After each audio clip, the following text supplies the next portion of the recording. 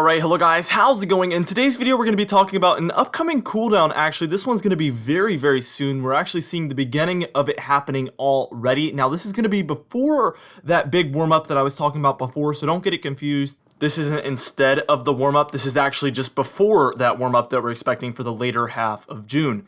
Now, before I get started with this video, though, I would ask that you do subscribe if you do like weather-related content, and also make sure to share this video with your friends, family, and social media.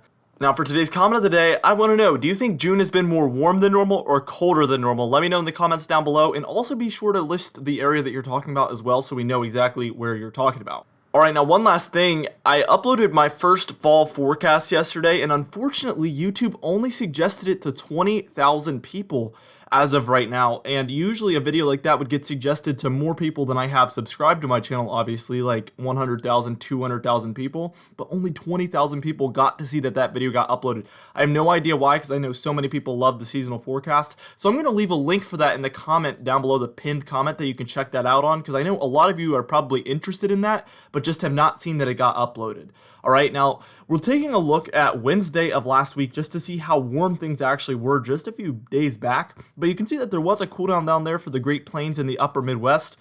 Let's take it to Thursday, and then you can see that cooldown actually made its way eastward, and we're dealing with a warm up on the East Coast, but that cooldown was imminently approaching the eastern seaboard. Now, we're about to move on, and what we're going to do is we're going to move forward towards about today, and then we're going to move on to the future from that point on.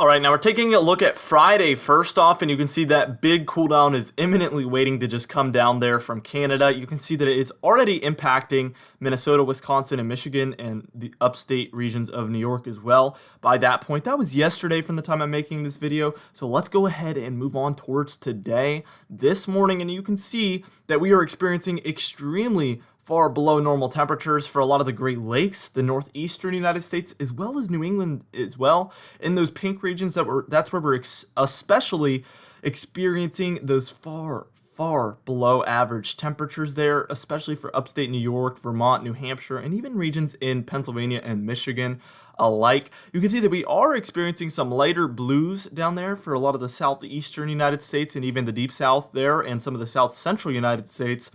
But it's nowhere near as potent as those areas up there in Canada. Now let's go ahead and move on towards about 8 p.m. tonight, by the time we're making this video, which is Saturday.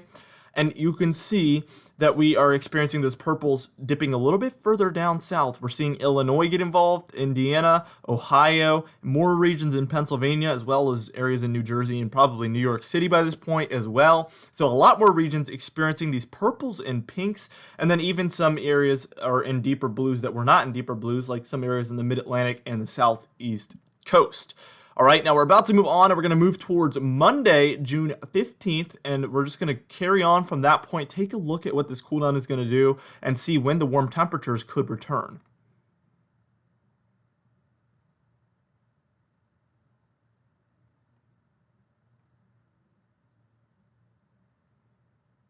Alright, now we're taking a look at Monday at about 2 a.m. and you can see that we're experiencing some deeper blues there for Kentucky now, Tennessee, Virginia. The purples are a little less potent by this point, but we're still seeing some of those for Michigan, upstate New York, Indiana, Ohio, Kentucky, and a little sliver of Tennessee as well.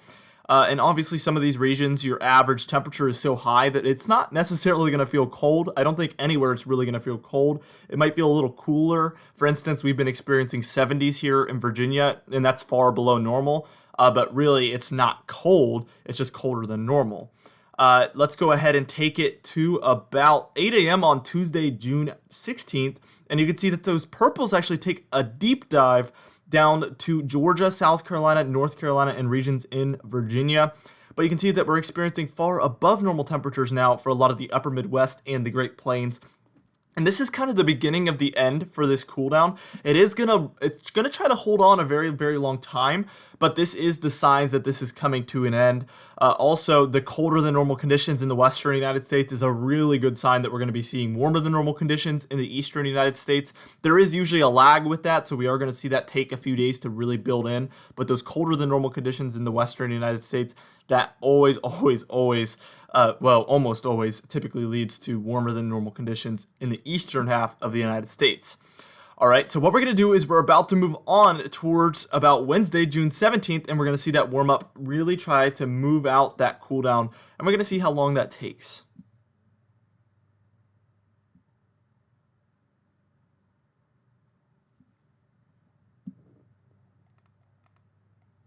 All right, now here's Wednesday by about June 17th, and you can see that cooldown is kind of just sitting over the southeastern United States, but really it's becoming less potent as time moves on. We went from seeing pinks and purples to just deeper blues, which is only going to be about maybe I would say 4 to 7 degrees below average Celsius there. And that warm up is moving slightly further east and further eastward. So let's go ahead and take it to about Thursday at about 2 p.m. And what we see happening is that cooldown is becoming even less potent by this point. Take a look at the Great Plains in the upper Midwest. We are seeing a secondary cooldown come in. It's going to be really interesting to see how that interacts with everything that's going on currently. But we are seeing warmer than normal temperatures return for New England, upstate New York, portions in the Great Lakes as well. All right, now let's go ahead and move it on towards about Thursday at 8 p.m. And you can see we're only experiencing light blues there for the southeastern United States. So it's really, really coming to an end there. We're seeing warmer than normal conditions still for the Great Lakes and the New England states, as well as portions of the Great Plains. But again, those colder than normal temperatures are there for the Dakotas, Nebraska, Minnesota, Montana, Wyoming. So there is a bit of a cooldown moving into those regions.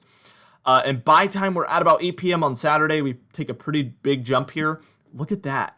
That cooldown is still trying to hold on for the deep south and the southeast, but it's very, very light blues by this point, and we're seeing warmer than normal conditions really take over for the Ohio Valley, the Great Lakes, the northeastern United States, and a majority of the mid-Atlantic states as well there. So again, this will turn around. It's just going to take a while. It really is.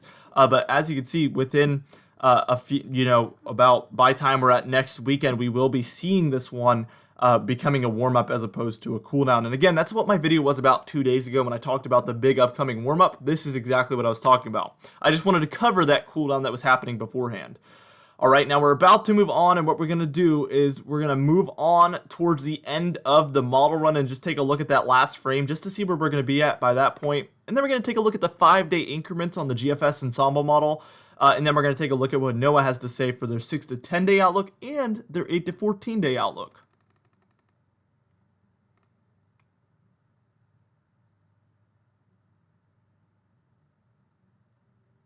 All right, now here's where we're at by about time. We're at Monday at about 2 a.m. on June 29th. So I know this is a huge jump, and this is definitely not going to be the most accurate thing to take a look at, but I just wanted to show you what the GFS model is thinking at this point. And as you can see, it's thinking far above normal temperatures by time we reach the end of this model run, which is going to be very, very interesting if that is the case. So we're just going to need to watch that very, very closely because that could be a major heat wave if we do see that occur. All right, now here's the GFS ensemble model 5-day increments, and here's the 13th of June through the 18th of June. Again, below normal temperatures for the eastern United States as a whole. And then here's by time we're reaching about June 18th through the 23rd. And again, we're seeing that warm-up finally take place for the Great Lakes in the northeastern United States by this point. There is a bit of a cool down there for the Dakotas, Nebraska, Wyoming, and Montana, but that never really takes hold of the eastern United States like the other cooldowns did beforehand. And again, the southeast is still holding on to some of those cooler than normal conditions. And then by time we reach about the 24th through the 29th, pretty much above normal temperatures for most of the eastern United States, especially the further north you go. All right, now let's go ahead and move on to what NOAA has to say. Here's the 18th through the 22nd, and again, that cool down there for the areas like the Dakotas, Montana, and Wyoming they have there. But really, warmer than normal conditions are already going to be taking place by the time we're in that time frame here for most of the eastern United States.